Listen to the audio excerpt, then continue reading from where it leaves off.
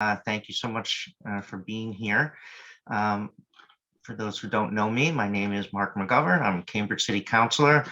I'm also a licensed clinical social worker who has worked for, wow, close to 30 years now, Alice, with children and families. And so this issue around children's mental health is something that is both important to me, not just as an elected official, but as a parent and as my life's work. I'm going to just start by, I'm not sure how many people know about the Healthy Children's Task Force, who is sponsoring this event. I am the co-chair of the task force, along with Dr. Arvra Goldman, who is the Cambridge resident and was at the Cambridge Health Alliance and now at Boston Medical Center. So the Healthy Children's Task Force is a multidisciplinary coalition of elected officials, educators, healthcare and public health professionals, researchers, and parents that has provided a forum for collaboratively addressing children's health issues since 1990. The task force meets monthly to discuss various issues regarding children's health. In 2000, the task force prioritized healthy eating and active living and created the 521 guidelines for kindergarten through 8th grade in the Cambridge Public Schools, which calls for eating 5 or more servings of low energy fruits and vegetables daily, increasing energy expenditure by limiting inactivity to 2 hours or less of TV or screen time daily, and increasing moderate and vigorous physical activity to at least 60 minutes of age-appropriate physical activity on all or most days of the week. Other areas the Healthy Children's Task Force has addressed are adverse childhood experiences, health disparities, wellness policy, guidance for the Cambridge Public Schools, and disrupting the school to prison pipeline. Since 2018, the focus of the task force has been on parent education.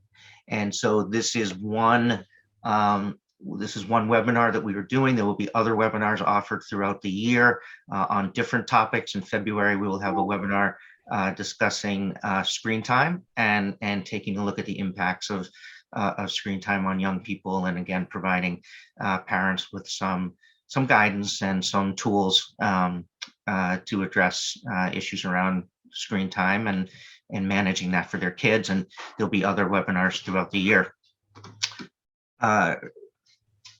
So tonight we're joined by a panel of experts in children's mental health. We know that the pandemic has had a significant impact on mental health of all ages, including young people. And in Cambridge, like every other community, we haven't been immune to this impact. In November 2021, the Cambridge Health Department, in collaboration with the Cambridge Public Schools, released the 2021 Cambridge Teen Health Survey. Some of the key findings included: in 2021, 46% of high school students and 31% of middle school students reported feeling tense, nervous, or worried every day for 2 or more weeks in a row, compared to 34% of high school students in 2018 and 27% of middle school students in 2019. In 2021, 35% of high school students and 27% of middle school students reported feeling so sad or hopeless almost every day for 2 weeks or more that they stopped doing usual activities. This compares to 26% of high school students in 2018 and 24% of middle school students in 2019. In 2021, 12% of high school students and 10% of middle school students reported doing something to purposely hurt themselves without wanting to die, such as cutting or burning themselves on purpose. In 2021, 15% of high school students and 11% of middle school students reported considering attempting suicide. Of the students who reported that they considered attempting suicide, 35% of high school students and 42% of middle school students reported making a plan about how they would attempt suicide. Of the students who reported that they considered attempting suicide, 11% of high school students and 13% of middle school students reported attempting suicide. This compares to 3% of high school students in 2018 and 3% of middle school students in 2019. We have also seen an increase in gun activity among our youth and an increase of individuals, including youth, seeking mental health services. So we know that these issues existed we know that these issues existed pre-COVID, but it's clear that the pandemic has exacerbated mental health issues in our community. So for tonight, I'm sure folks don't want to hear from me, so we're going to get on with it pretty quickly. Tonight, we are going to hear from our panelists, who I will introduce in a moment. If folks, we're going to have a question and answer period at the end, but we're asking folks to put their questions into the Q&A feature in Zoom. We're not going to be taking live questions. So put your questions in the Q&A. I will moderate that and try to get to as many of those questions as possible. We are being recorded so that we will make this also make this recording available so folks can view it later and share it with others if they wish. So let me take a moment and introduce our panel. First, we have Alice Cohen. Alice is the lead teacher for social emotional learning for the Cambridge Public Schools. She's a Cambridge parent with 2 children in CPS, and Alice has been working with young people and educators in a multiple of settings for over 30 years. We're also joined by Dr. Laverne Mosley. Dr. Mosley is a licensed psychologist with nearly 30 years of experience in the mental health field with children, adolescents, and adults. She is currently on staff in the Division of Child and Adolescent Psychiatry at Boston Medical Center, where she also completed her postdoctoral psychology fellowship and is an assistant professor in the Department of Psychiatry at Boston University School of Medicine. Dr. Mosley is also the CEO of Empowerment Counseling and Psychotherapy Center, a thriving group practice with locations in Massachusetts and Rhode Island. Dr. Deirdre Logan is the Director of Psychology Services in the Division of Pain Medicine, Department of Anesthesiology, Critical Care, and Pain Medicine at Boston Children's Hospital, and an Associate Professor of Psychology at the Department of Psychiatry at the Harvard Medical School. She has led the pain psychology program at BCH since 2007. Dr. Logan's research focuses on psychological aspects of pediatric chronic pain, with emphasis on the roles of school and family systems in the child pain experience. We're going to start with Alice, who I don't see anymore. Alice? Uh-oh. We seem to have lost Alice. All right, well, hopefully she will join us. All right, time to think on our feet and pivot. So we're gonna start with Dr. Mosley, who is going to talk about what she's been seeing in her practice and in the mental health field, and how the pandemic has been impacting young people. So, Dr. Mosley, would you like to take over? Okay, great. Thank you so much for this opportunity to be here and to discuss the things that I'm seeing clinically. This has really been an extraordinary time for so many of us and for so many of our young people. And there's a quote by Judith Herman that I like, and it resonates with me quite a bit. Traumatic events are extraordinary, not because they occur rarely, but rather because they overwhelm the ordinary human adaptations to life. And I think that for all of us who have gone through this experience of COVID, we've recognized that, wow, we've been truly overwhelmed by everything that we've experienced, from remote learning, remote work, having to isolate the issues around grief and loss, because there are many families who have been impacted and bereaved because of COVID. And so that, of course, impacts even the littlest of folks. And so what I've been seeing in the clinical setting is an increase in symptoms of anxiety, symptoms of depression. And just as Mark was going through the statistics that have been prevalent, or those that have been recorded by high school and middle school students, they actually are in fact pretty accurate. And it is quite frightening that our young folks are struggling in so many ways. Within my office, both in private practice as well as at BMC, I'm having a lot of kids who are also coming in struggling with the switch, now back to in-person learning, because they're really, they've had nearly 2 years of remote work, remote learning, being on Zoom. It's impacted their ability to interact or, engage socially with others. And so some of my patients have talked about, how difficult it's been trying to get back into school, right? And so that's been a challenge. We've already had a lot of kids who really struggled with online learning. If there were already diagnoses of ADHD or anxiety or depression, those seem to be exacerbated by this online learning. There were some kids who may have been who may have struggled in some of their social interactions during, pre-COVID, but we saw that some of them may have thrived academically because they didn't have the stressor of social engagement that was required with in-person learning. But we're finding that some of that is coming back. We're seeing some kids also with traumatic responses to bullying that they may have experienced before. And so now that they're getting back in, that's something that we also still have to pay attention to, that some kids have gotten so used to not having to be in the school setting that they're now worried about having to re-engage. And so that's something that, we're trying to partner with schools on, in terms of putting in the most appropriate accommodations, because we want to help kids get back to that sense of normalcy. But there truly is that fear of, can I contract COVID while I'm in school?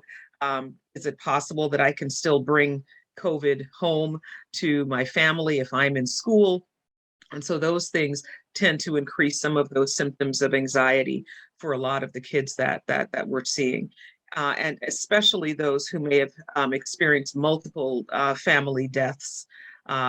And especially for those who are also living in homes where, there are multiple generations in the home.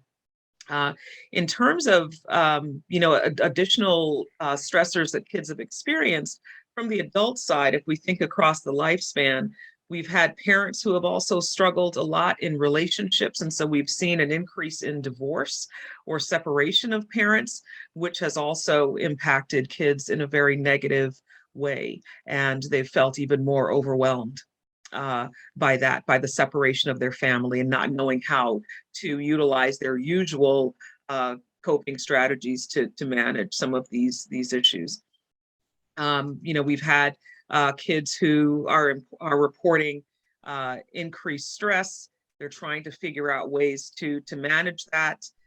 Even very recently, I've had kids who have also experimented with drugs with their friends. Parents have felt like their hands are a bit tied because they want their children to feel connected. And so they've probably, allowed more social interaction than they probably would have in the past. And so they may not have been able to really vet a lot of the friends. And so I've had, several kids who have found themselves either engaged in laced drugs or edibles, which seem to have become more prevalent. So we're seeing, this substance use issue that's concerning. We're seeing also more alcohol use. Kids are getting a hold of all kinds of things. And so it's really incumbent, upon us as treaters, as well as, parents, to really pay attention to changes that we may see within our children. We're seeing a lot more withdrawal. And even though, time has been passing and kids are at home, there's still, developmental issues that, that are still, the kids are still growing up. They're still, going through developmental milestones. And so parents may see, their tweens going into their teen years over this time period where they're more withdrawn. They're spending more time in their room. During the time of COVID, they were kind of doing a lot of their work, probably in the room, not necessarily engaging as much with family. And so it's hard to now come out of that and re-engage. And so I'm having a lot of parents who are also coming in and concerned about the isolation that they're seeing with their children. We want to be able to differentiate between, is this normal teen behavior, or are we seeing some of that, separation or isolation that we would see with depression? So we want parents to really be aware of, what are the symptoms that I need to be paying attention to with my kids? If there were certain things that they were used to doing before and they're not interested in that anymore, that's, a key feature. Also, increased sleep or changes in appetite. Where it gets a little fuzzy is that, there wasn't really much that kids could do during the pandemic. So we saw a lot of increased sleep during that time. We saw, changes in appetite during that time. And so now it's a good thing to probably go in, speak with, your primary care provider initially, to get a screening to see if maybe additional services or support may be warranted or helpful. I think a lot of providers are, really inundated with a lot of cases right now. A lot of patient requests are coming in because parents are feeling that they're at their wits' end, and they're experiencing more concerning behaviors with their kids. And so we encourage you to try the best that you can to get connected with the provider who will be able to help you navigate this new normal that we're seeing with some of our kids. But in terms of things that you want to really pay attention to, in terms of symptoms, is whether or not this is a significant change from what you've seen before of your child. You want to be able to engage much more, with your child. You want to, pay attention to who the new peer groups are. Like has there been a shift in who they're connecting to? Because that's something that's also very important. Okay, so it's I think this is something that all of us have really been struggling with in terms of how do we help our kids to be able to cope as well as thrive when they've had so much of their lives disrupted during this time. Even if I take it a little further than the high school students, there are also those new college students who have also struggled with having to either delay starting school and now realizing like, wow, maybe this is 2 years that I probably could have been in school. There's some of the kids who really had a difficult time pivoting to online learning. So they found that, they were, may have been real, stellar students. And then, we saw, a decline in their academic performance. So we want to pay attention to those things as well. Another area where we saw, at least with some of the patients that I have, those who were, stellar athletes as well. There were a lot of limitations in their ability to engage in that physical activity. And now we're seeing some improvements, some sports are being able to, are opening back up again. And so we're, seeing more better regulation of emotion, and behavior and improved sleep because they're able to be out there and be active as well. And so we have to, pay attention to those things as well. I mean, COVID has really, turned a lot of things on its head for us, so, there's especially even the kids who actually experienced COVID, we're seeing a lot more exhaustion, sadness, fear, trauma, response. The social isolation was something that, no one could really imagine what the impact of that would be, on our young kids.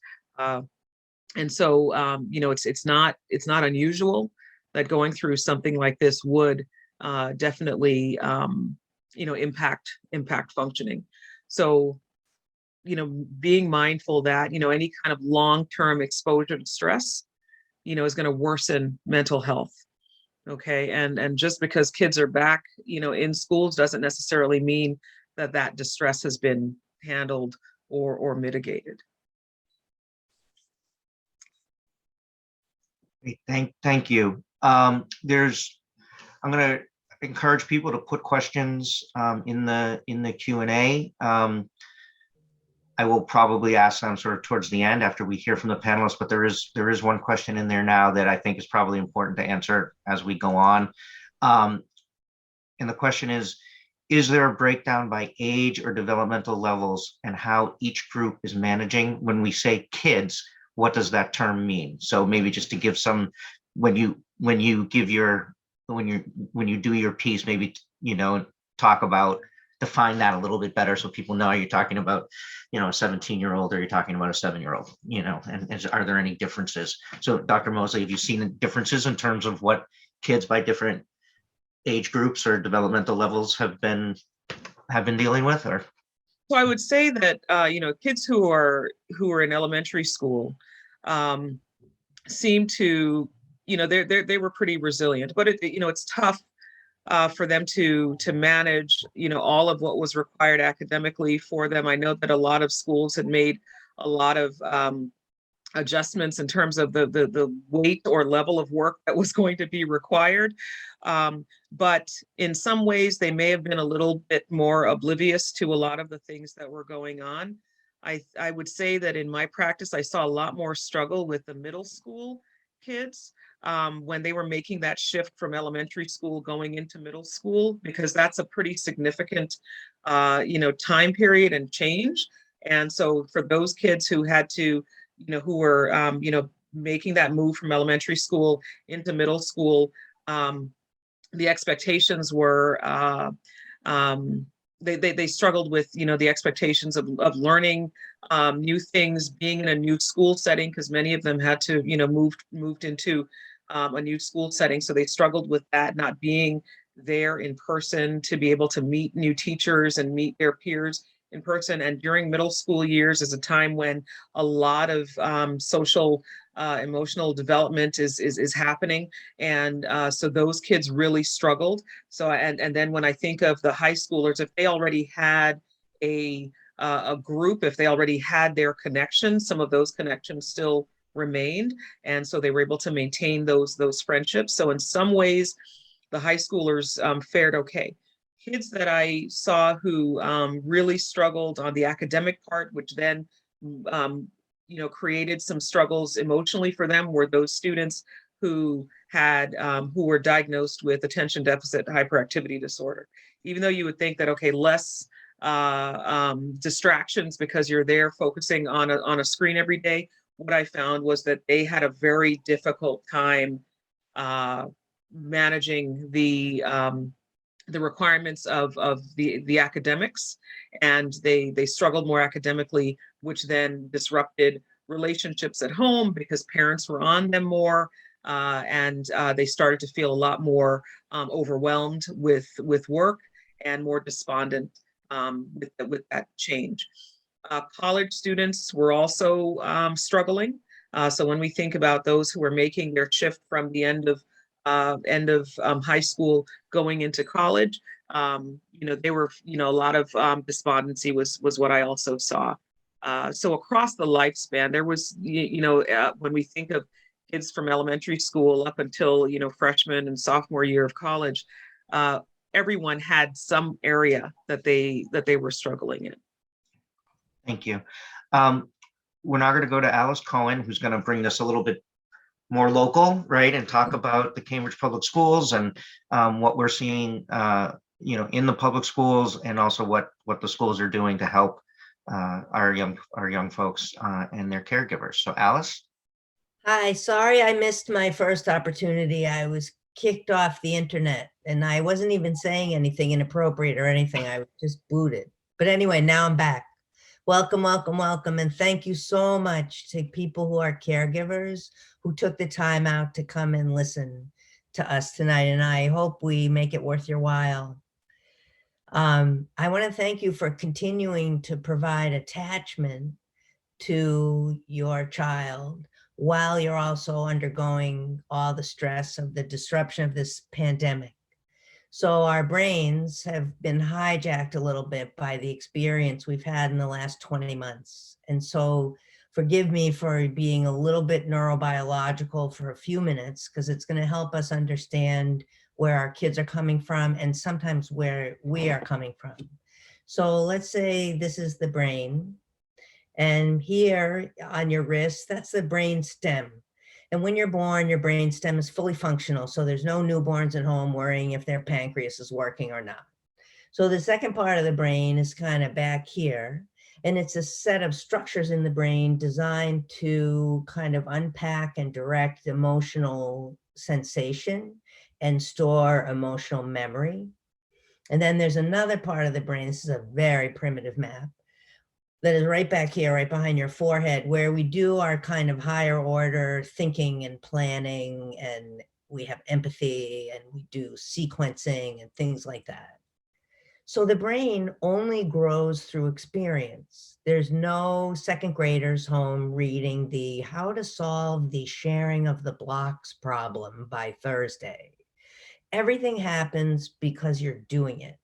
So if you have a disruption and you stop doing those things, there's a certain level of skill that you miss because you had a missed opportunity. And so whatever those skills were that came with that age or that grade level, and I'm just going to focus on one in a second, we kind of missed the opportunity to learn those skills. And so our brains were not patterned with the knowledge of those skills. So if you go to school and your teacher says, act like a fifth grader, you might say to yourself, I've never even seen a fifth grader. I don't even know what a fifth grader acts like. So we didn't have the experiences that prepared us for the next step. Okay, here's the other thing. The middle part of the brain that deals with emotion, when there is uncertainty or distress or anxiety, this middle part of the brain, it kind of gets jacked up. So like if you got in your car and you had your car in park, but you stepped really hard on the gas, you're not really moving, but boy, are you revved up. So when the middle part of the brain is kind of revved up, which it has to be because we have had uncertainty, distress, we've had grief, which is also an enormous physical and neurobiological challenge. And so the amygdala, that feeling part of our brain, it kind of got jacked up. So what happens when that gets jacked up? It produces a couple of chemicals. One is adrenaline, and adrenaline is very good if you don't want to get hit by a bus. But when you have adrenaline all the time, it's stressful. And the second chemical that gets produced is cortisol. And this is a hormone of stress. And cortisol has been known to cause inflammation and all kinds of yucky things.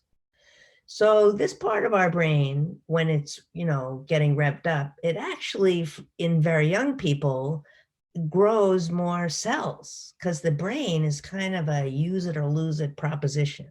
So you have a dominant hand, and in that hand, your bicep is probably bigger. And so if we are living with anxiety and distress and uncertainty, which we have been for over 20 months, this part of the brain, it gets revved up. And sometimes it gets so revved up that this part of the brain where our thinking happens flips right up. And then we have a moment of irrationality or low frustration tolerance or big reaction to a small event. Or we begin a project in our house like laundry, and then somehow we walk away. And then later we come back and see, wow, I was doing that. So when this part of the brain is revved up, our thinking is more difficult to access. And so it's super important knowing that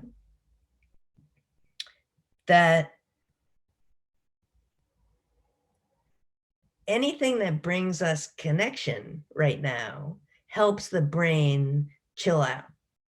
So everyone came back to school and we were able to do a terrific assessment, a DESA mini assessment on all the kids in Cambridge, K through 6, K through 8, maybe 6. Anyway, what we found out is that at certain developmental stages, it was harder for kids. There were more kids in need of instruction around social emotional learning. When we talk about that, we mean self-regulation, decision-making, negotiating relationships, future-oriented thinking. We found that the 4th grade in the district was in the biggest need. And so that made me really think about the 3rd grade. What happens in 3rd grade that's so important? In third grade, kids begin to grow more brain here in the rational part of their head. They start to notice difference. They start to look at skin tone and privilege.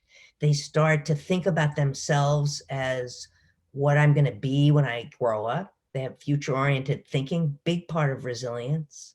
And they start to learn a broader repertoire of coping skills, all in the safety of third grade.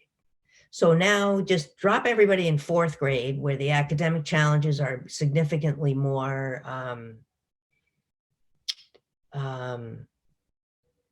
conceptual, and look at a group of young people trying to establish relationships with each other without the skills that they need to do that. So what did we see? Well, we saw a lot of bumping behavior. So if you're a teacher on this call, you'll know that a lot of kids say hi these days by crashing into each other. And I think it annoys the adults a lot, but actually I see it as a really primitive hello. I just see it as we're in the same space at the same time. Sadly, sometimes it heads south a little bit, and then kids have to negotiate the intensity of that moment. But particularly in the upper schools and the high schools, we began the year with a lot of bumping, just a lot of physical, like a box of puppies. We're all in the same place at the same time. And there was a lot of joy in that. I know parents are not in schools, but I'm in 3 schools a day, and there's so much joy and connection there, and so much of a sense of relief that no matter how worried we are, we're in it together in this kind of different way. So how are we helping the kids build their social competency, and how can we support that at home? Well, you got to stay close right now. Dr. Mosley's right. You got to watch what's happening, and you have to check in. The closer we are, the more able we can to see these subtle changes, and the more easy it is for our young people to come to us. We found kids had a hard time with large groups in having conversations or circle time. So in many elementary schools, we began with pair work. I'm doing my math with Deirdre today, and it's just the 2 of us solving these math problems, and all we have to figure out is each other. And so we tried to make this reintegration really a stepwise process. But we needed to have larger group conversations with young people because everyone needs to tell the story of what happened. We're social beings, and we rely on a social narrative that kind of weaves us together. I was home this long, I did this is what happened. And so we needed a way for young people to begin to be in community and share their experience. And so we started using circle practice everywhere that we could. And in circle practice, we respect the speaker, we speak one at a time, and we began to help the kids become groups by asking really silly questions. Like today's circle question is, what's your favorite pizza topping? And we got them used to being able to share ideas, in circle. And these conversations helped them begin to kind of reweave that social fabric.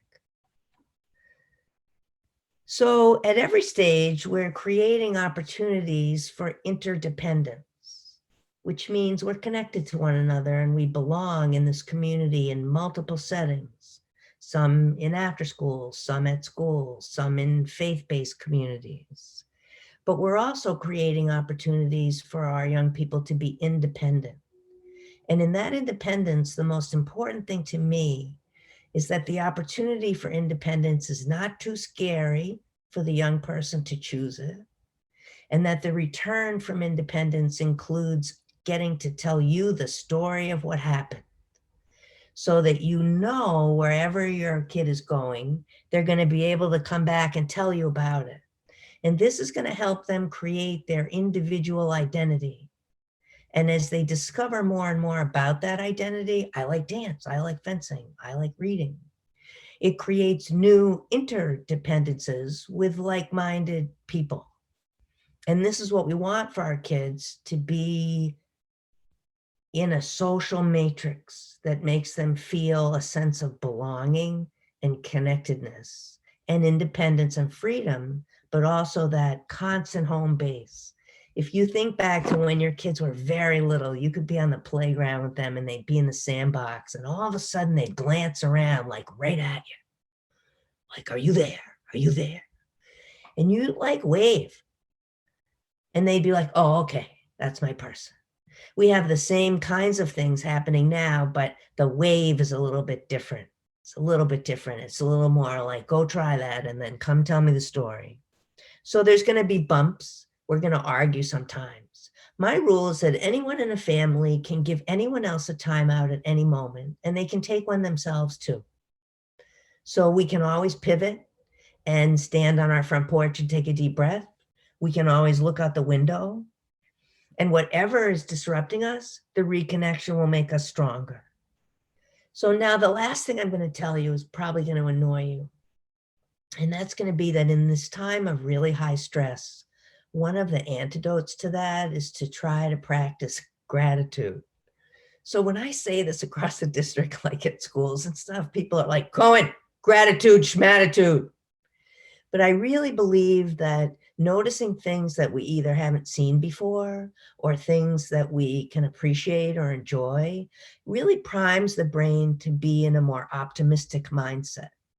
And we need that right now because we're trying to offset this crazy amygdala and not let our feelings hijack our brain. So looking for things that we're grateful for gives us a better sense of optimism, and that helps us cope.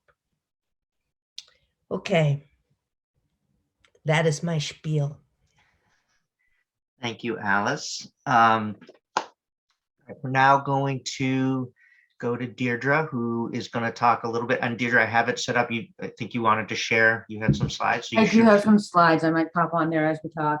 Okay, so you should be able to do that. Yes. And Deirdre's going to talk a little bit about again, giving some caregivers some ideas on how to, how to support young people during this time and what she's seeing in her work as well. So Deirdre, please take it away. Yeah, so Alice was just talking about the importance of making sure kids have skills to draw on to get through these kinds of stressful situations. In my work in the medical setting, we spend a lot of time focusing on helping kids develop tools for dealing with challenging situations that feel beyond their control. So a lot of those skills are exactly what we're drawing on right now. And everyone's kind of feeling that things are a little out of control and trying to get a little more control and feel that they have some strategies they can employ. So the question, that we wanted to throw out there is, how can you as caregivers help kids deal with all these feelings and all these situations? How can you kind of help to equip them with these coping skills, which luckily, this work is also happening at the school level, and other people are in this also trying to give kids these skills. But the more they can hear about this and the more roots they have toward developing the skills, the better that they will be. Just to make a few comments on, what happens when kids lack skills and strategies to cope with stress. Often kids will act out if they feel out of control and they don't have a path to sort of feeling on top of things. You're going to see a lot of behavior problems. Kids who don't know how to deal with feelings may also turn to unhealthy kinds of coping strategies. Certainly older kids, that could be substances, that could be disordered eating, all kinds of things. And kids at any age who aren't feeling like they have skills to cope will also tend to avoid situations, which of course in the long term will make things worse. So, if a kid doesn't know how to solve a problem with another peer, they may just avoid going to school altogether, which, we as adults have the long view and can understand that that's just going to make things worse. But in the moment, without other resources, those are the kinds of more primitive things that the kids might turn to. So all the more reason why it's really important that we help the kids develop skills.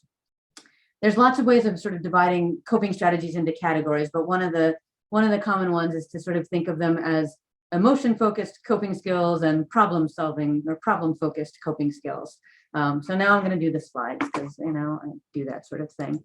So let me throw this on here so people can kind of see some of this. That's not big. All right, I think that's maybe doing its thing. There we go. So emotion-focused coping strategies, these are really good when a situation can't be changed. So COVID is a great example of a situation that, any individual kid doesn't have a lot of agency in changing. And it's important to help kids deal with their emotions. So teaching kids to tolerate stress, gain resilience, kind of notice that they have feelings and know that it's okay to have bad feelings, but not get consumed by those bad feelings. So here are some really simple things you can do that we would consider emotion-focused coping. And some of this just sounds really easy because it actually is, but it's good to keep it in mind and help kids develop these skills. One of them is just labeling bad feelings, just acknowledging that, yes, you feel sad right now, and that's okay. Kids don't always have the language, especially younger kids, of course, to be able to recognize what's going on in their brains. And so the more you can sort of observe and comment on those things, the better they will get at being able to realize, oh, this is sadness. That's why I'm feeling this way. That's why I'm doing these things, because I feel sad. And just being able to recognize that and make those connections is actually huge and really important. Taking a breath, taking a break from a situation when it's becoming really frustrating or you're feeling really bad, just engaging in a little bit of deep breathing and taking a moment to sort of stop and move away from the situation a little bit can be very helpful. Moving your body is a great way to sort of deal with excessive emotions or sort of feeling overwhelmed. Just going for a walk or doing some activity that your kid likes, doing something to kind of move through space can be a great way to reset. Similarly, being creative, doing art, making music, anything like that that sort of helps redirect the energy can be a useful way to cope through when those emotions are big. Learning positive self-talk. So a good way to get a kid to think about this when they are struggling with a situation is, what would you say if this was happening to your friend? Sometimes kids and adults can be very hard on themselves, but they'll be much kinder if they're thinking about it in the context of what's happening to another person. So this might be a good way to get them to say what they would do and then learn that they can do that with themselves as well. Sometimes it can be really helpful, particularly with younger kids, to have sort of a host of strategies. Make a little calm down kit. What are some things that make you feel better when you're feeling bad? Let's kind of pull those things together and have them accessible so that you have some choices when you're feeling bad. And then really, when all else fails, things don't seem to be helping the situation, distraction is a totally fair move here. So just doing something to laugh, to feel happy, or just take your mind off the stress, we tend to vilify screens, and there's been so much screen time. And that's our next problem we'll talk about in the next panel. But, sometimes just watching a movie together is a really nice way to just sort of get away from whatever it is that's bothering you and come back to the problem when emotions aren't quite so high. So distraction can be really nice, and then it gives you a little space. And then once there's been that space and things aren't feeling so heated, you may be able to engage the brain in a little more problem solving. So then problem-focused coping strategies are good for situations where things can be changed. So, you are having a problem with another kid, or you're struggling with your work at school. Those are problems that maybe there is some agency. There are some options that you can engage in. So problem-focused coping really means taking action to change a situation, to kind of reduce the stress. And this is great when it can happen, because kids can feel really empowered if you can help them sort of figure out how to change a situation. So it's good to just talk about it. What could you do to make things better? Really, this kind of boils down to asking for help, because kids often need to bring a teacher in or a parent in or someone else into the mix to help get through. And then, just talking about what possible solutions are, helping kids weigh the pros and cons, sort of thinking about how can you make this better. All of those kinds of conversations we would describe as problem-focused coping. So those are just some of the basics of sort of coping with this. How do you teach someone else how to cope? Well, it's most important actually that you practice healthy coping yourself. So when kids see that their parents or their caregivers are engaging in these kinds of strategies, that goes a long way. So if you are frustrated with the situation, and in the pandemic, of course, kids have seen that all the adults around them are frustrated with the same kinds of things. If they see you taking care of yourself or engaging in some of these strategies, that can be really helpful. It's really useful to try to teach these skills when everyone is calm. That's the problem with these kinds of skills, is that when you really want to use them, if you haven't learned them before, it's kind of a hard time to start, because that's when you're feeling bad. That's when people are distressed. So trying to kind of be proactive here and think about doing this when people are calm can be really helpful. As I said before, building kind of a toolbox, either sort of literally where there are actually little things that kids can pull from, or with older kids, sort of a more mental toolbox, but having a range of strategies. We talk about it a lot in that toolbox language. Sometimes we'll talk about, we want kids to learn a bunch of different strategies. It's like going to a buffet, and you try everything once, and then you can go back and do more of whatever the thing is that you liked the most. So trying different things and then honing in on what your sort of favorite, most effective coping strategies are. Talking about things afterwards. You try a strategy, you try to do some breathing, you try to engage in something to feel better. How did it go? Did that help when you felt that way? Sort of reviewing after the fact can help kids understand what they were doing and that there was a deliberate effort there to try to cope with something. And that can be useful. Building coping skills into your daily routine. So it's something that you do every day. Again, it doesn't have to be only when everyone feels awful. So, there's some really great apps out there now that just do little mindfulness exercises. You turn it on, you take 5 minutes out of your day, you listen to this. That's a great way to sort of practice this stuff. And you don't have to think of what you do because you just kind of turn on the app. But lots of ways of just taking some time to just breathe. Those kinds of things can be really useful to build into a routine. And, with young kids, making it fun is important. With older kids, if you can really get them to see that this kind of is a nice relaxing thing and that they can then kind of come back to the stuff they have to do. But trying to make it positive is important. So again, I mentioned this before, but, just reflecting for kids, it looks like you're feeling frustrated. That helps because it labels the emotion, and then you can sort of direct them into thinking about what they can do about it. So you look frustrated, what might help you calm down? Can be really helpful information to sort of get kids thinking adaptively in these situations. Allowing that, you do feel bad and that's okay is important. Praising kids when you see them engaging in positive coping. Talking about the strategies after the fact. And then just kind of keeping an eye on, you don't want kids to sort of develop one response that they kind of engage in all the time, because sometimes that can become too much, particularly with this sort of escape strategies. Lots of times recently, kids have just kind of, gone to their screens to escape, and they're, that can be adaptive to a point, but then of course there can be lots of overload, and that can be true of lots of different things. So just watching to make sure there's sort of a healthy balance there. And then the other thing I wanted to talk about just for a couple of minutes is, it's also really important that you pay attention to the fact that caregivers need some care too, and that it is a lot to be dealing with. Our kids are distressed, but it's really hard to parent when kids are distressed, and we're all dealing with a lot in this whole mess too. So making sure that you're aware that, there's a toll happening on caregivers, and it's important to be aware of that.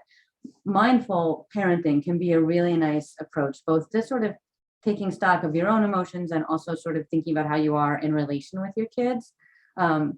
It can be a really nice lens to just kind of stop the cycle and sort of think about what's going on and approach things calmly and deliberately. So when we talk about mindfulness, it's kind of all the rage these days. Really, the heart of mindfulness is just kind of being in the present moment. Not spending all your time thinking about the things you've already done and what you wish you did differently, not spending all your time anticipating all the things you have to do, but just sort of being in the moment that's happening, really trying to be present and be aware of what's going on where you are and what's happening right now. So when we think about that in terms of parenting, mindful parenting is sort of a way of relating directly to whatever's happening right now with your child. Kind of being aware of what you're doing as a parent, aware of what your kid's experiencing, and aware of the challenges and demands that come with that. Really trying to give some space to realize, yeah, this is hard, and that's what we're doing right now. So it's, again, not thinking about what's happened before or what's going to happen or the other 10 things you should be doing, but just trying to pay attention. So question for everyone. Since you started your pandemic parenting, has there been more or less of the following? Stress, vulnerability, responsibilities, chaos, disorder, and uncertainty, feelings of inadequacy, occasions for arguments, and a sense of being overwhelmed, pretty much all of those things for the last 2 years for most people. So just, that's a lot. And that can be hard to be in the midst of, and also be trying to raise happy, healthy kids. So just to notice, there's a lot going on. And we should all give ourselves a break around that. So things to just keep in mind, how to, sort of sit in this moment and do it well and be there for your kids and let your kids appreciate that you're there. The keys to this are really listening when your kids are talking. It is, I can't tell you how many times my kid is sort of telling me some story and I am also trying to get my work done. And I will say this is worse and harder now, when so much of the work is happening at home. It is very hard not to be constantly multitasking right now.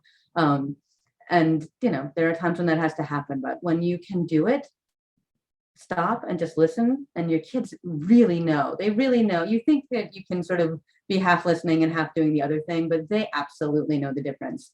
And it is very powerful when an adult is really listening to a kid with their full attention. It goes a long way. Cultivating just an awareness of what you're doing as a parent. And if you can do it, self-regulation, noticing your own emotions, noticing what, sort of stresses you out. Because again, when you're stressed out, your kids are going to be stressed out. But while you're noticing that, also not judging it, not giving yourself a hard time. No one is able to stay calm all the time. So bringing compassion and acceptance to what you do as a parent is also going to bring compassion and acceptance to what's going on with your kids. So there's lots of little acronyms and little, techniques to sort of try to remember how to approach this stuff. But this is one. Stop, just kind of stopping in the moment, taking a breath, noticing what you're experiencing, reflecting on what's causing your feelings, and responding, thinking of all the different courses of action you can take. That's one way to sort of think about how to kind of slow things down and be deliberate about all of this. I think I have other ones that are sort of the same kind of thing. They all sort of speak the same idea of listening and accepting and being compassionate. These are all really useful techniques that we could all benefit from right now. The last thing I think I want to put up there, maybe a couple slides away. Oh no, there it is. These are some. I can put them in the chat too. It might be easier to link to them. But just some guided meditation exercises, some nice coping worksheets for kids that kind of really that give you some nice easy skills to introduce. I will put the links into the chat as well so that you have a few things you can check out. But that's my bit on coping at the moment. Great, thank you. Deirdre, is it possible, maybe, I know you're going to put the links in the chat, but is it possible to maybe get some of those slides if people want them? Yeah, I can send them to you or whatever. Okay. Yeah, why don't you send them to me? Yes. So we have a couple. So first of all, thank you all very much, and not just for tonight, but sort of all the things that you're doing to support our young people and our families. I mean, it's really a crazy time. We have a couple questions in the chat, and I wanted to just ask a few sort of my own. Here's the print for me. Sorry, I can't put the links in. One of the things that I think that we're seeing, since everyone is we're all home a lot more together now, which can be stressful, right? But one of the things that I know that I sort of struggle with my 11-year-old twins is I often forget sort of where they are developmentally, and I sort of talk to them about things that might be really more stressful for them than they're able to handle, right? Because we're all together, we're all stressed. I have CNN on all the time, and there used to be times where I could watch that and my kids were off in an after-school program or doing something else, and now they're in the living room. And so they're hearing, and not just about COVID, right? But they're hearing about all the things that are going on in the world, and they're on social media, and they're getting, input on things that may not be, that they may not completely understand. So, I mean, have you any thoughts for parents on sort of how to of how to manage that. And I know we're going to do the screen time sort of stuff in next month, but how to talk about that and how to make sure that they're not sort of overwhelmed, putting our stress onto our young people because we're all kind of on top of each other now. Alice? Oh, you're muted. Most kids take their cues about how to respond to events by the way their parents do. So if the parent is really super anxious and stressed out and buried in their news feed and can't miss a minute of all the kind of right-wing craziness and COVID numbers, then the environment becomes stressed by the presence of too much information. So I say to parents, if you have to watch this, don't watch it with or in front of your kid. And if you want to talk with them about it, pick something you can watch together that you can developmentally figure out together. It is too much information for young people right now. Their access to information makes them really anxious. And it's created this condition of not just information from social media, like FOMO, like what did I miss? What did I miss? But also like what horrible thing happened today that I don't know about yet. And so when we endlessly watch the news, we send a message to our kids that we can't look away because something really big is happening. And I think that's an anxious message. So if it's at all possible, Mark, to turn your television off for at least some chunks of time, I think that would be a great idea. I also think there's never a bad time to talk with our kids about their mental health. There's never a bad time. Even to say to them, you know what? There's never a bad time to talk about our mental health. So, you know, like, how are you? How's school? How's your mood? How are you feeling? Because people are having a lot of feelings right now, and we should be telling each other about them. And once I say that to kids, 5th graders, 8th graders, 9th graders, 1st graders, all their shoulders drop. And they're like, oh, this is happening to everyone. We just need to say it out loud. So those opportunities to hear what young people are experiencing we're gonna be able to help them shape the narrative. So when we don't shape the narrative, like after 9/11, we had many young people think that hundreds of planes crashed into billions of buildings because their parents watched that news over and over and over again. And so by talking with them about it, we could say, no, it was this many in this place. And so we could correct the misapprehensions that might come from anxiety because we were talking about it. Okay, that was some tough feedback to get in a webinar with like over 25 people in it, but I know you can handle it. Yes, I can handle it. And actually, Alice and I used to work together at the Manville School, a therapeutic out of district school. And actually, Alice, my first day was 9/11. That's right. My second, right? So I remember all of that very well, and with the young folks that we were working with. Another question I had was, and I've gotten this from some emails from parents who are concerned about the loss of academic sort of progress over the last couple of years, right? Because remote learning, even some kids did do well with it, a lot of kids did not. And even for those kids who did well with it, it was obviously dramatically different than being in the classroom and learning that way. So, there was definitely some academic loss that happened for everybody, right? Some kids a lot more than others. But I think it's important to note, and correct me if you think I'm wrong here, but Alice, when you were talking about the social emotional work that's being done in the schools, I think it's important that the academics isn't going to happen until we deal with the social emotional stress that's happening with our kids, right? So it's going to be really hard for a young person to sit in class and learn math or, social studies or what have you, when they're incredibly anxious and incredibly worried, about what, what's going to happen and, who might die in their family or someone that they know. And so, in terms of concerns that parents might have about, gee, is is my child, are they learning the academics that they're going to need to learn to kind of, move on? How do you kind of respond to that? And what would you say to a parent that has that concern if they feel like we're losing too much time? We're spending all this time on social emotional learning and taking it away from academic learning. So this is not a new tension. This existed before the pandemic. Before the pandemic, we are all focused on time on learning and testing and achievement.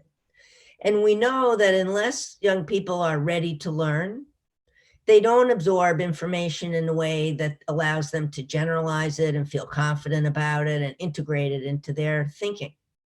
So for me, social emotional learning is embedded in instruction. We prime the brain to be ready to learn. We support the brain by giving it different ways to learn. We try to be playful because the brain likes playfulness. And we try to do the social emotional part at the same time that we're doing instruction. So it isn't like we're saying, no, what is morning meeting? Maybe 10 minutes, maybe 15 minutes. And then for an elementary school kid, there might be 4 blocks of kind of academic work. I'm going to go out on a limb and say we're all in the same boat. So we all had the same missed opportunities. We all had the same, it's not learning loss. It's just, it was different learning. Different people will need different ways of catching up. And as educators, we're really good at figuring out what that is. We have reading coaches, literacy coaches, math coaches. But the most important thing we can do right now is to be in community. Because when we're in community, we can solve the academic problem, we can solve the time on learning problem, as long as we're in community. And our community was fractured by disruption. And until we begin to repair that fracture with facilitative social relationships and facilitative communities of learning, we can't really look at, who knows math. And you know what's funny about this, Mark? Thinking about our first social emotional learning assessment, we've never had one in the district. And I always say to people, can you imagine if we did that for reading? Oh, we don't really have an assessment. We just keep teaching the same stuff. Well, now we have an assessment and we know exactly who needs what, and we can be super targeted about it. So I think we'll be able to accelerate the speed at which our young people are ready to learn. Thank you.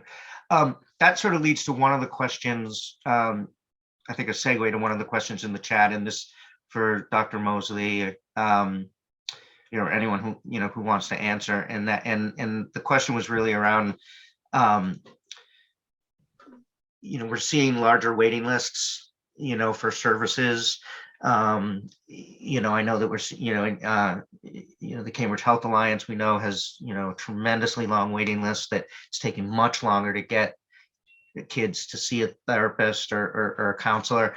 What are you seeing sort of in your practices, and do you have any advice for parents or anything that we can do to kind of, get those, if kids do need to, there's obviously, we focus a lot tonight on what parents and caregivers can do at home, but there are going to be times where you're going to want your child to have, professional support. So what are you seeing, and what can you advise parents?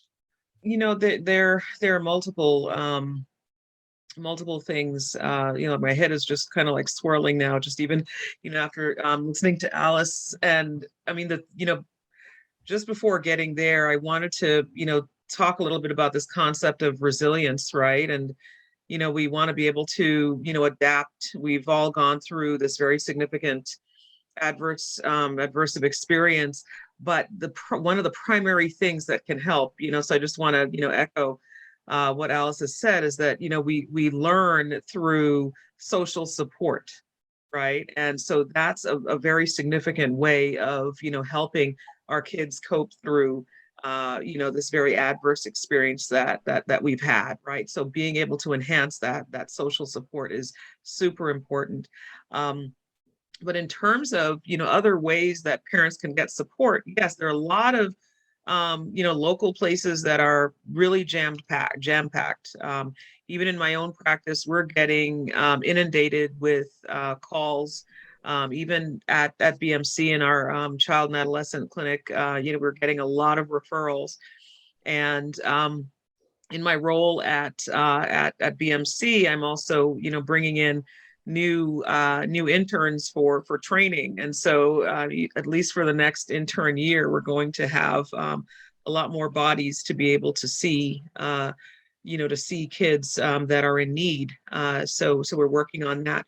But one place that parents can look is Psychology Today.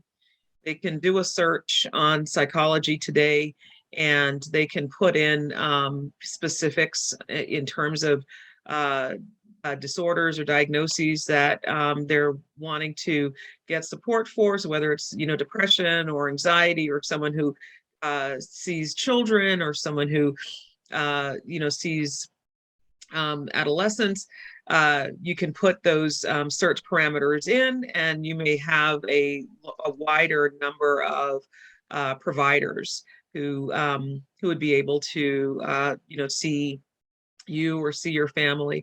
And we're now seeing a lot of clinicians who are still seeing people virtually. And so that may also provide an even wider net for you in terms of location, so you wouldn't necessarily have to drive to a provider, but you may be able to work with them virtually. And so that may open up other options. Because I know that a lot of people, they're going to their primary care. Yes, Interface is also a great resource. We receive a lot of referrals from Interface as well for our practice. So I would say that would be another place to start. You also want to check in with your insurance company to see, about providers in the area, whether any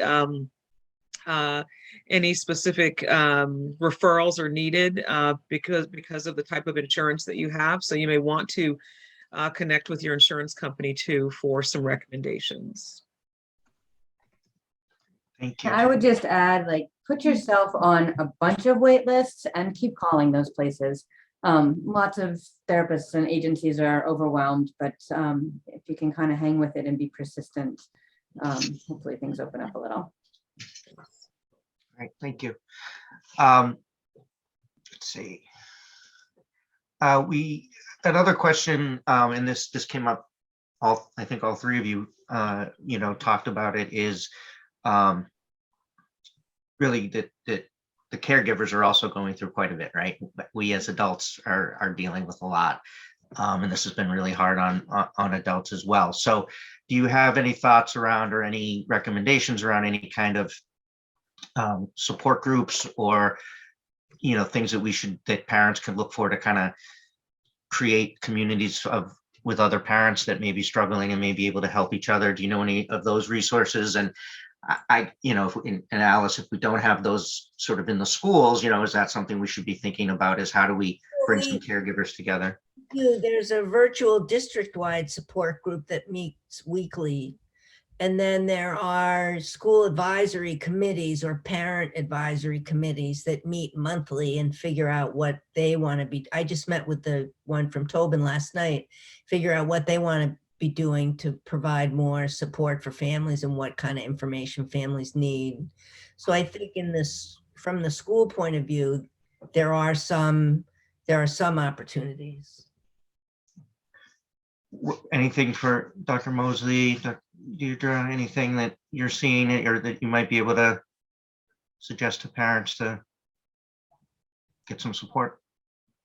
And it is a tough one right now. So I think that there are also a lot of clinicians who are trying to figure out ways to pivot and provide that support for parents too. Just, even in one of my team meetings this week, we were talking at the hospital about, restarting some of our parent support groups. So those are things that will be on the horizon. But it's something that's definitely needed. We're recognizing that, more groups will probably be required, or will probably get started because the need is so great. But it doesn't preclude any of the parents, to look just within their own school districts or in their own school to try and start something or reach out to other parents to gain that support. And go ahead, Alice. And I will, and have throughout this whole time, gone to any school to meet with a group of parents for mutual aid and support. So I've been to Rinjab, I've been to Amigos, I've been almost everywhere for these evening meetings, basically to talk about what we all talked about tonight and how we can care for ourselves and each other better. So any school can ask for that, and I'm happy to facilitate it. My promise is that if you come, you'll be less miserable. So if a parent wants their school to do that, they should ask the principal or someone to invite you and do that. And I will come. Okay, great. I think another thing, we forget too, and Alice, you talked a little bit about the appreciation piece, or I think we need to give a big shout out to our teachers and our school staff, because they're going through this too, right? And many of them have children of their own that are going through the same stressors as our children are going through. And so, they're dealing not only with, whatever's going on in their personal life and with their kids, but also dealing with what's going on in our personal lives and our kids. And I think everyone is so stressed, and everyone just seems so, I see that, see this a lot in my political life as well as my social work life, but everyone is just so on edge and so quick and so angry and so stressed and everything is so, we've seemed to have lost this ability to have this kind of these nuanced conversations about things and realize that someone could have a different opinion, it doesn't mean that they're a bad person, and that gets filtered down to our teachers, right? And so I just want to give a shout out to them, and people, because we're all so worried about our kids and ourselves, and we have to remember that our teachers are going through this too. Yeah. So Alice, in terms of, I guess another question, because you do this too, what kind of training or what are you doing with our teaching staff, right, to help them better help our kids during this difficult time? Because I know there's work going on there too. So we're focusing on reteaching or replacing those missing skills by grade, whatever that skill was. So some of it is, in kindergarten is about sharing and knowing how to do school. Most of our kids came back with a really big memory loss of how to be in school. What's required to get from one place to another? Where do I put my stuff? What happens if I bump into somebody? So we're spending a lot of time kind of reteaching or reintroducing. I think that what you were describing earlier, Mark, in this level of reactivity in people is a very primitive behavior. And it's primitive behavior because of this brain. Because if this brain is overly activated, rational thinking is less available. And so it makes people have lower frustration tolerance and bigger reactions to things. So the antidote to that is to really slow things down. So for example, in the elementary school, I say teachers should only give 2-step directions. Do this and then do that, because everyone is successful. Once you get to 3 or 4 steps, by step 3, somebody's in the corner playing with Mr. Potato Head because it looked interesting, and somebody else is throwing a ball around. But 2-step directions, like boom, boom. So when we can assess kids' executive functioning, and then we can work with that to kind of build in increased times of focus, sustained concentration with big movement breaks, because that seems to be what kids are needing right now, that they can sustain their attention for a certain amount of time. Oh. Alice, I think we lost you.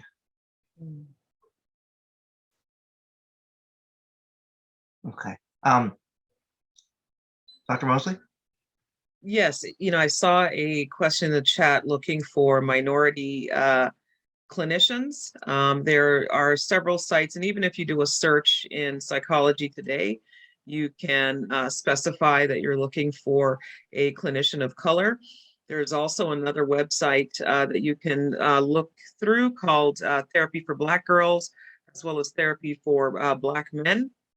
And you will be able to do a search by city or a search by state in order to locate a minority clinician. Also, going into even with psychology today, you're also able to specify whether you're looking for a clinician who works primarily with LGBTQIA folk, as well as trans individuals. All of those searches can be done through psychology today.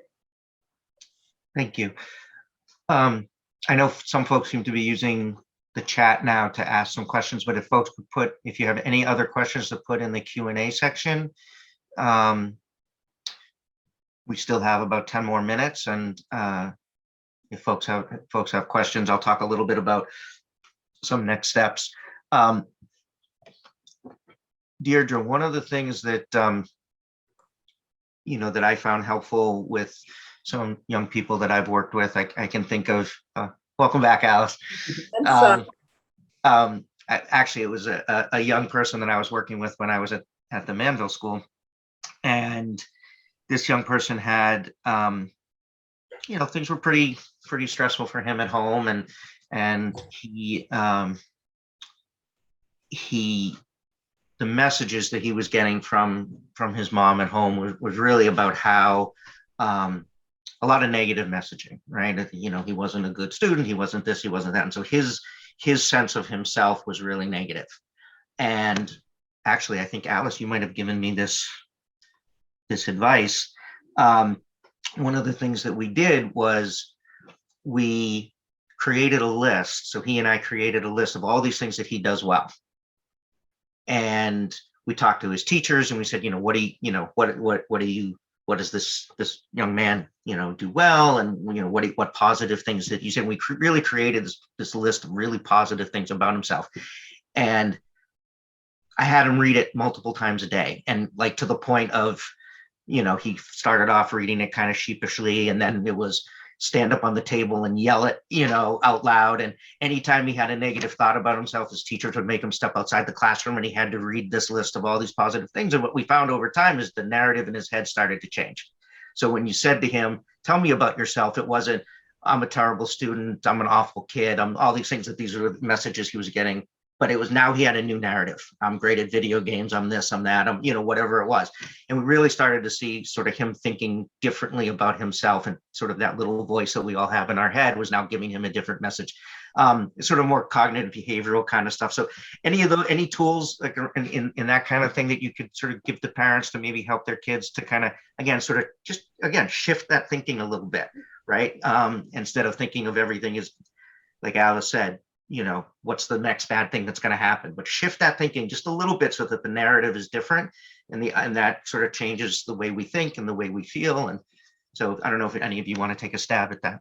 Yeah, no, it makes me think there's some really great research out there about just, parents kind of helping kids remember things in a slightly different way, and again, my field is sort of more medical, kids with medical issues, but a kid coming in for surgery, the way that the parent talks about the experience, like, remember how well you did, when this part happened, even if, 6 other things happened that were really traumatic. If the parents kind of focus on, oh, you did such a great job, afterwards when they told you to drink all that water or something, it really does help the kids remember a difficult experience differently. So any kind of way that, you can sort of, as you said, just sort of shift the focus or shift slightly the negative thinking to be a little less negative, it can have a huge impact. And again, you do have to kind of, there's some repetition that has to kind of come into play before that will really change. But absolutely, that is a very well-researched way of kind of shifting kids' outlook. Alice, did you want to say something? Yeah, I was going to say that we reflect back to kids some essential parts of their identities in what we choose to see and what we choose to notice and what we choose to lift up. And when we focus on the positive and it's reinforcing, we actually can change the brain of the person we're reinforcing because they're so happy to hear this reinforcement. I notice you've been reading for a long time. I'm really impressed by that. For me, the reinforcement generally comes around the things that are most annoying to me in my own house, such as removing dishes from one room and taking them into another room and putting them in the thing that cleans them. But anyway, having said that, I feel better. I think what we say out loud that we see in our kids deeply impacts their sense of identity, as does what other people say to them. So if I'm talking with a young person who is struggling and I say, how come this is happening? They'll say, oh, Miss Cohen, I'm bad and stupid. And so that narrative, that came from somewhere. So I have to shift that narrative from I'm a child that some bad things happen to, and I learn differently than other people. And as soon as I know how that is, then I step into the world fully as myself. So what we say to our kids is really important, and what we notice, and even compliments that seem small, like, wow, you look great today. Like, you packed a good lunch. Even these little bits of praise create mirror neurons between our brains and our kids, and it keeps us connected. Dr. Mosley? Yeah, I would have to say, you know, the parents' ability to be attuned and supportive of their child is the thing that helps to make that shift. It's the thing that really helps to create that resilience and build that ability to be able to overcome what they've been dealing with. So the attuned part, being able to recognize, you know, all of us have the desire to be seen. And so seeing and understanding your kid, right? Making sure that they know that you get it is the thing that's going to really, you know, help us move past all of this adversity that we've been experiencing. We all want to be seen. And if we don't get it, you know, we can just use my 2-3 word phrases to enter into conversation with young people. The first one being, you look upset. So if a young person's not upset, they're just going to say, no, I'm not upset, I have a headache. Now you have a conversation going. The second one being these 3 words, tell me more. So if you hear math was awful today, tell me more. Recess, terrible, tell me more. Then you hear the story. And we have to know as parents that our children are not always accurate reporters. That sometimes the story is skewed in epic ways that resemble Western movies. And so if you hear a story and you're like, I'm calling that school, and just remember that it's better to begin by learning the story. So the first place to start is the teacher, to find out like the story of what happened. I've been amazed over my career at the number of different stories that might be applied to the same event experienced by 4 people simultaneously. And I think, you know, getting back to sort of the positive reinforcement piece, I mean, I think there's a lot of things, and I think this happens with adults, you know, that we do this to each other too, is that when our kids do something that we sort of expect them to do, taking dishes out of their room and, you know, bringing them to the kitchen, we don't praise that kind of thing. We don't, because it's like, well, of course they should be doing that, right? Like when you do your job, whatever that job is, nobody really necessarily thanks you for that, because that's what you're supposed to do. It's only when you don't do something that people then say, why didn't you do this? Or I expected you to do that. And so, you know, it is really, I mean, we all want to feel good about what we're doing, and we all want positive reinforcement, and our children are no different, right? And so find those moments, you know, to be able to say to them, you know, that was really great, right? And, you know, doesn't mean you don't say you know, get your dishes out of your room, right? I'm not saying it all has to be, you know, there are going to be times where it's not going to be as positive, but it's like putting a deposit in the bank, right? Like all these good things that you say to your children, and all this way that you build them up and help them feel good about yourself, when you have to have those difficult conversations, or when you have to have those conversations where maybe they didn't do something as well and you have to bring that out.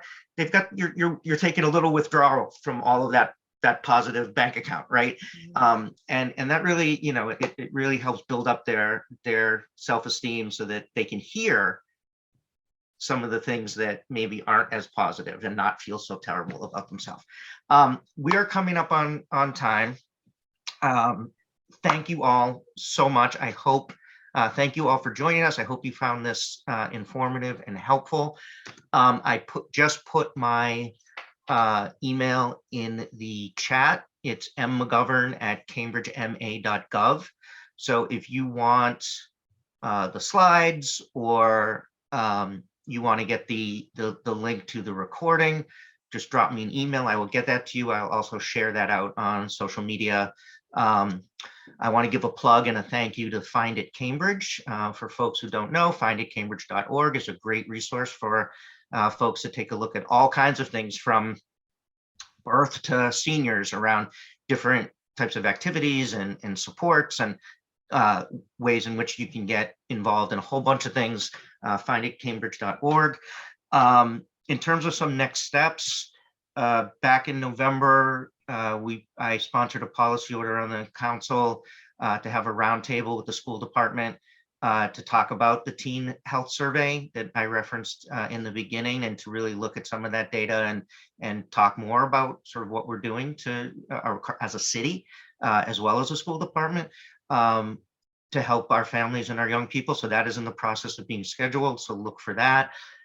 We'll also be, I'm the chair of the Human Services and Veterans Committee, and we'll be having a meeting in early March probably to talk about mental health services in the city.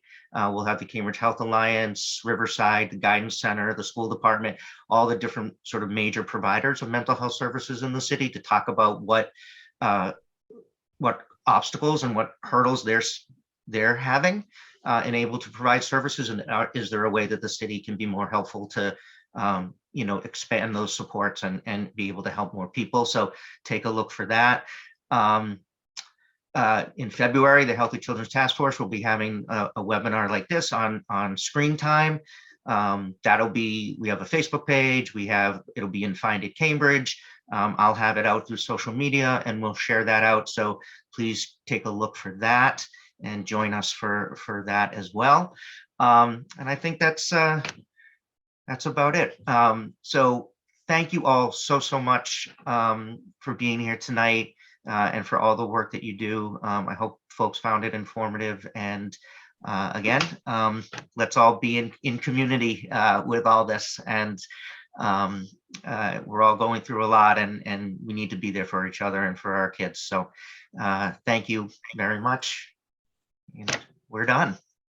Good Thank night. you, my fellow panelists. I was really definitely above my pay grade in this group, but I feel like it was a joy to be with you. You sent me the shortest bio of any of us. Thank you all so much. Thank you. you, guys. Good night. Good night. Good night.